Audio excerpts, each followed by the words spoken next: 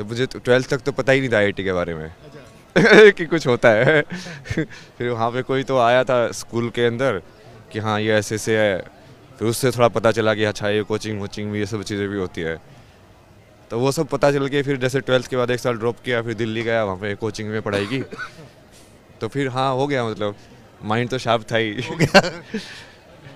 कितनी रैंक आई आपकी IIT? Government college में जाओगे, प्राइवेट में जाओगे तो बोलोगे इतना पैसा लगा रहे हैं, इतना दूर क्यों जा रहा है। वो आईआईटी है तो मुंबई भी जा सकते हो, दूर भी जा सकते हो। तो सबसे पहले तो मैंने यही देखा था कि मुंबई जाना है, दूर जाना है।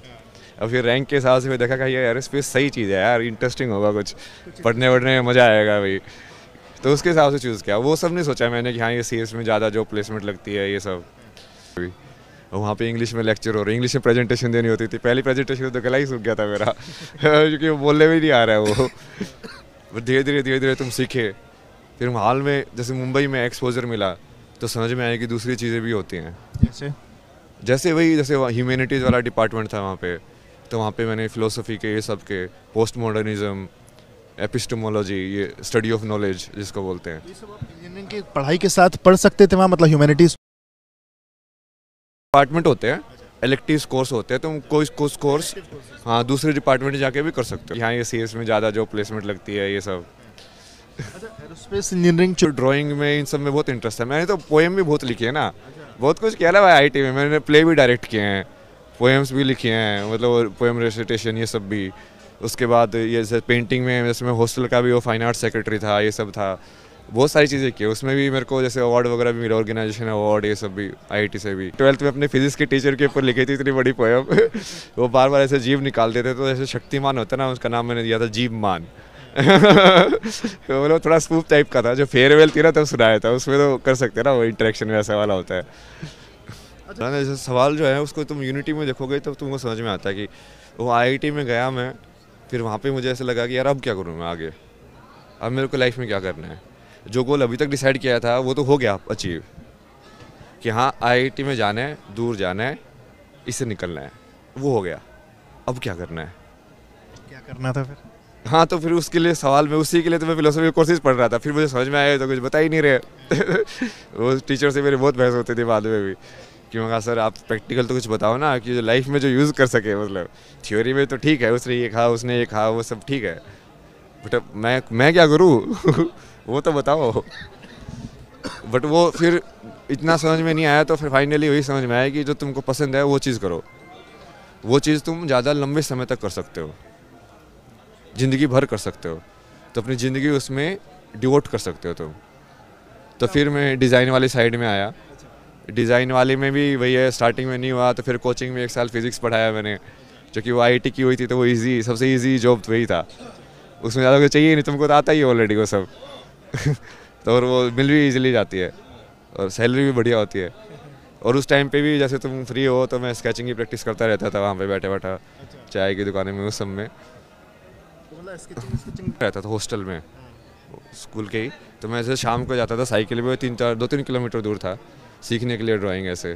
तो 2-3 दिन तो गया, उसके बाद उसने 3D ऐसे शेडिंग वेडिंग सिखाई ये सब। फिर बाद में उसने खुद ही बोल दिया, बोला कि नहीं तो कल मत आना। कुछ तो फरवरी का टाइम था, बोला एग्ज़ाम आ रहे हैं, पढ़ाई पे ध्यान दे तो पढ़ाई में बहुत अच्छा है, ये सब चीज़ों में मत पढ़। क्योंकि वो ड्राइंग वाला टीचर खुद ही सोचता होगा यार देखो मेरा करियर इतना अच्छा नहीं है, जबकि ये तो बहुत कुछ कर सकता है वो सोच ही अलग होती है ना लोगों की। फिर आपने इंजीनियरिंग ख़त्म करी, आपने 1 साल पढ़ाया, फिर आपने डिज़ाइनिंग का जो ये था मास्टर्स में डिग्री में एंटर किया मैंने।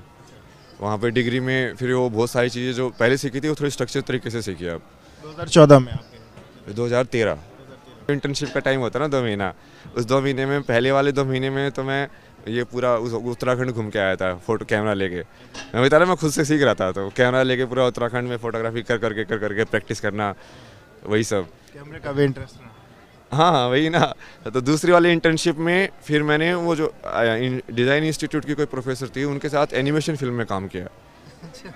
मैं ऐसे सीख लिया। मैंने तो वॉग में भी काम किया है, क्योंकि नहीं देखते तब तक तुमको फैसिनेशन रहता है उस चीज़ का।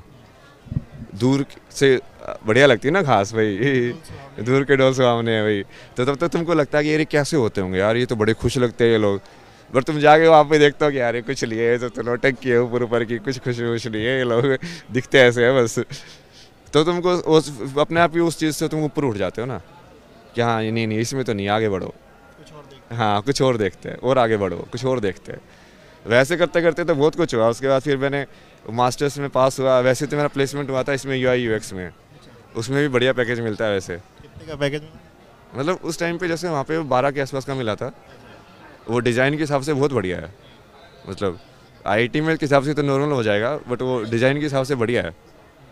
तो उसमें कूपन दुनिया करके कंपनी है ना एक, तो उसमें इसकी वेबसाइट वगैरह डिज़ाइन करना ये सब का काम मिला था। बट फिर मेरे को प्रोफेसर ने ट्रैवल फोटोग्राफी का जो ऑफ़र कर दिया वहाँ पे इंस्टीट्यूट में। फिर मैं कहा ये तो ड्रीम लाइफ है, इसके लिए तो लोग जीते हैं कि भाई तुम घूमो फिरो, फोटोग्राफी करो, पैसे भी मिल रहे हैं तुमको सैलरी में, और तुम्हारा खर्चा भी वो लोग उठा रहे हैं। तो फिर मैंने उसमें चला गया।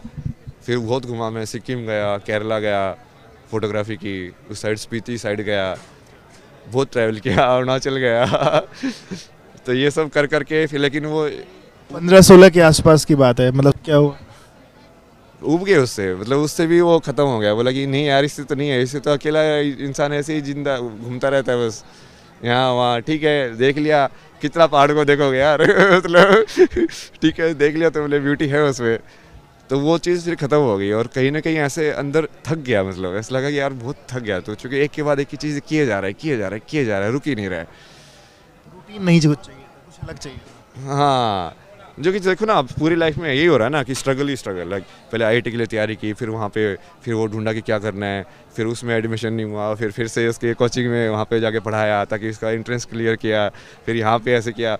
इसलिए कि तुम हमेशा स्ट्रगल वाला पाथ ही चूज़ कर रहे हो जानबूझ के आसान वाली चीज़ चूज़ कर ही नहीं रहे हो कभी भी। तो फिर ऐसा लगा यार थक गए हो यार तुम बहुत।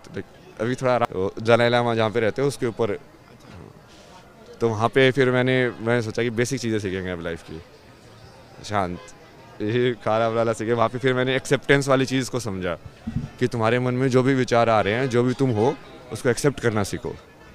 तो मैं वहाँ पे ऐसे जैसे डायरी थी, वाटर कलर पेंटिंग चालू किया। पहले वाटर कलर करता था और साथ में लिखता था।